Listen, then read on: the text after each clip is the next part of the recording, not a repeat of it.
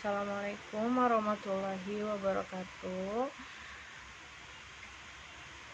Good afternoon, everyone. My name is Gita Rizky Puspita. I am from STKIP Kusumanegara, English Education Program, and this is my task for journal presentation. The title is Library Research on Teacher-Students Positive Interaction to Improve Students' Motivation to Learn English as Foreign Language. The researchers are Agung Budi, Joko Nurkamto, and Hevi Sulistiawati. So the abstract is the objective of this library research is to investigate the way the teacher-students positive interaction in the classroom improves students' motivation in learning English as foreign language. The method used in this research is library research method by collecting theories from various sources. The theories were then critically analyzed by elaborating the ideas and comparing them. As the conclusion, the researchers made synthesis from those theories and answered the research problem.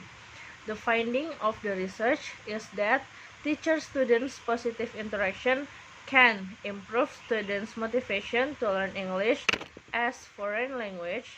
The interaction works through intrinsic and extrinsic motivation that is shown on the researchers' foreign language learning motivation framework. The framework is made by modifying Gardner's socio-educational model with other theories to make the theory able to be applied in the classroom. So, table of contents, the first is introduction, the second is research methods, the third is research findings, and the last is acknowledgement. So, let's get started to the introduction. Motivation is a very important in teaching and learning process. Students' motivation level determines their behavior and attitude in the class, said Dornier in 1998. Motivation can also determine student success in learning, said Brown, 2001. The absence of motivation will create a complex problem. Without motivation, teaching learning process will not go well. The unmotivated students will make the class not conducive. This motivational problem can be caused by both students and teachers.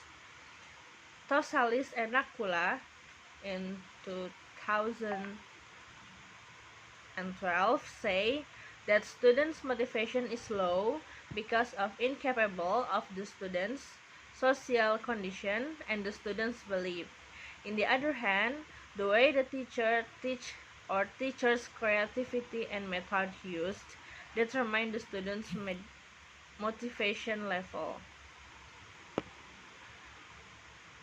Jafari in 2013 says that motivation has different definition according to its point of view. From the cognitive point, there are intrinsic motivation and extrinsic motivation. From social aspect, Gardner and Lambert in Babe 2012 distinguish between motivation and orientation. The last is process of motivation such as behavior reinforcement theory, needs theory, goal theory, and aspiration theory. Achievement theory and expectancy theory. In the term of second language motivation, Gardner created a model to show how the process of students' motivation to learn English as second language. Teachers and students' positive interactions is very important. Studies by Ilyas and Noor in 2012, Najan in 2009 shows positive correlations between teacher-students interaction and students' motivation. However, the interaction does not directly affect students' motivation, said Ilyas and Noor in 2012. The researchers assumed that teacher-students positive interaction can improve students' motivation to learn English as foreign language by modifying Gardner's socio-educational model. The researcher conducted a library research aimed to find out teacher-student interaction can improve students' motivation in learning English. Now the second is research methods. The method that the researchers used in this paper was library research. Library research, that is also called theoretic research, is not a compilation of other researches or arguments, but a research that is conducted through critical analysis so that what is written can be justified. Library research gives more understanding about the decided topic because this research analyzes more data from many researchers than other kinds of research that collect the data only in a situation. Several steps should be taken to conduct library research. Richards and Platts in 1993, namely, first, define the variables as clear as possible. Second, choose the source of the data or theories that are relevant to the variables above and read it. Third, describe every single theory. The fourth, do critical analysis towards every theory above and explaining the strength and weakness of every theory, said Kerlinger in 1990. Fifth, do comparison analysis between theory to decide which theory has more strengths and which theory has more weakness. And the last, make conclusion. The researchers has two choices. Choose one of the theories that are assumed to be the best theory, or make synthesis from many theories, by Lemlit Ikip Jakarta in 1991. The next is research findings. The researcher extended Gardner's socio-educational model of L2 learning by incorporating its new elements from intrinsic, extrinsic motivation, expectancy value, goal theories, achievement theory, level of aspiration theory, needs theory, and behavior reinforcement theory. The researcher uses the important point from every motivation theory as explained in the previous chapter to be used to conduct the most appropriate theory for Indonesian students who learn English as foreign language. The researcher also adds teacher-students positive interaction as one of the elements that modified Gardner's socio-educational model. The first is intrinsic motivation.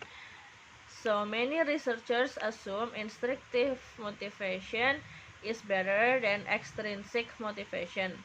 Ames and Archer in Johansson 2010 says intrinsic motivation is very important for students.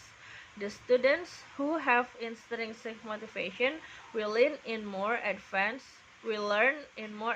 way than the students who learn because of reward and punishment.